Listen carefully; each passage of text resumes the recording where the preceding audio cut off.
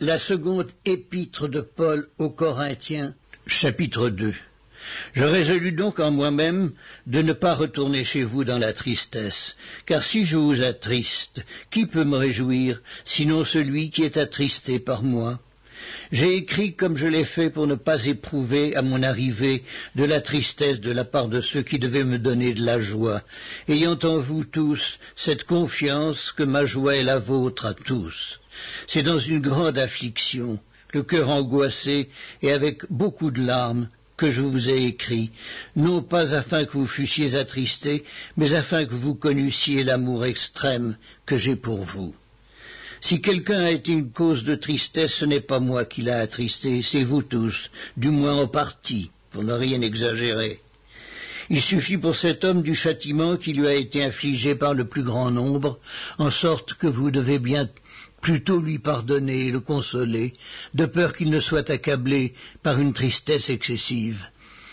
Je vous exhorte donc à faire acte de charité envers lui, car je vous ai écrit aussi dans le but de connaître, en vous mettant à l'épreuve, si vous êtes obéissants en toutes choses. Or, à vous qui pardonnez, je pardonne aussi.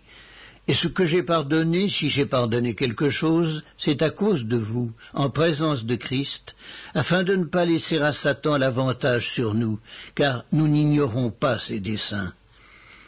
Au reste, lorsque je fus arrivé à Troas pour l'évangile de Christ, quoique le Seigneur m'y eût ouvert une porte, je n'eus point de repos d'esprit, parce que je ne trouvais pas Tite mon frère. C'est pourquoi, ayant pris congé d'eux, je partis pour la Macédoine. Grâce soit rendue à Dieu, qui nous fait toujours triompher en Christ, et qui répand par nous en tout lieu l'odeur de sa connaissance. Nous sommes en effet pour Dieu la bonne odeur de Christ, parmi ceux qui sont sauvés et parmi ceux qui périssent. Aux uns une odeur de mort, donnant la mort, aux autres une odeur de vie, donnant la vie. Et qui est suffisant pour ces choses ?